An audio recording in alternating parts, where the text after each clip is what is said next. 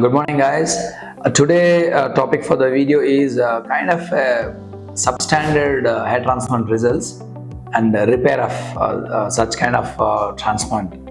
So, kindly do understand the difference between the disastrous transplant, a failure transplant, and substandard transplant. Kindly watch the video until end to understand how did we manage this substandard transplant and repair it with excellent results.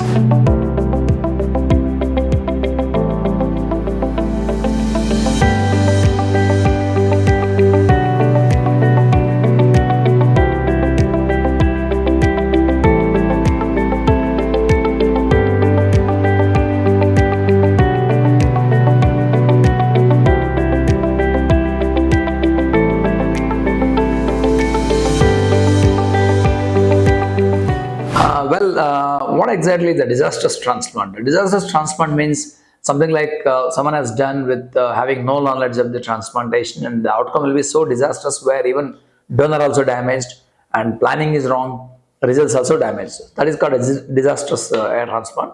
A failure transplant is nothing but, this patient probably, out of 100 cases, maybe one or two can go fail. We don't know the reasons. We don't know. So, but maybe a poor growth they would expect. That's because of the body issues. This is called a failure transplant.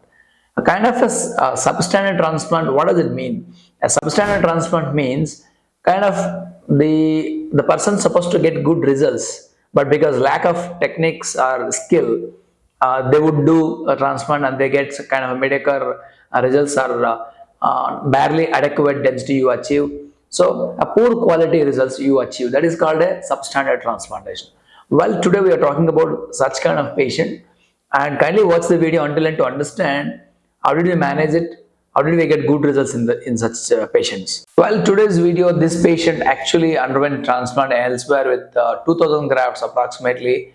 If you can notice this, results are poor. That we can say mediocre transplant results are substandard transplant results. Well, here why I'm saying this is, if you can observe the backside donor, the harvested grafts, the area looks like they harvested more grafts. The harvested grafts and the growth ratio, imagine the implanted in the frontal area where the growth actually not matching. That means more grafts have been harvested, the outcome is not matching to the harvested grafts. And that's the reason I'm just talking about this substandard transplant results. This is one typical type of such mediocre or substandard transplant results. If you can see the growth for the harvested number and barely adequate density they achieved, though they implanted very smaller portion in the front. If you notice in the frontal hairline, both right and left, hardly there is any grafts are grown, barely adequate density they achieved it. Whereas when you see the harvestation, amount of the harvestation done in the backside, looks like more grafts been harvested. These both are not matching.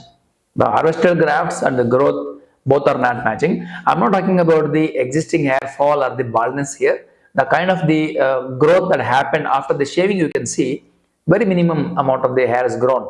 This is the reason I'm talking about this patient. I said this patient is a substandard results. Well, again we harvested 2100 grafts approximately and made a correction of the hairline and gave the density in the mid scalp, and we achieved excellent results. Here the point is, the first transplant, though it is substandard transplant results, what are the hair which is grown from the first transplant did not go waste for us because we reinforced more density.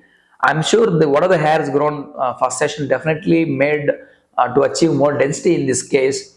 So we achieved density because of the we implanted in the best manner, as well as we utilized the first grafts, however they implanted in between we made it. We can observe the hairline and mid scalp density and even management of the donor. All three we balanced it in such a way that it got excellent outcome. So why these substandard results are happens? In a few cases we need to discuss. Usually that's because of lack of good skill in with the surgeon or the clinicians, whatever it is. So lack of good plan. I'm sure this plan was a little good, only they have taken, someone has taken a little higher hairline, but probably skill, harvestation done very well. The quality of the harvested graft, survival rate and implantation probably gone wrong. That's what I'm thinking about in this case. Conclusion of such substandard wire transplant results is it doesn't make any sense if you harvest more grafts if you are not harvesting best grafts. In the sense, here best grafts means not only best picking up the best grafts. Once you pick up, what is the damage level you are going to do to the graft during the harvestation? What is the damage you are going to, what is the trauma you are going to create to the grafts is most important. How meticulously and nicely you harvest is how best you handle the graft, how best you implant it until end. That gives you the best outcome. So that happens with the expert's hand. When if you go to the substandard clinics or maybe amateur doctors or technicians, whoever does these surgeries, with having no knowledge of handling the best way of the tissues, then they would end up in kind of a substandard results.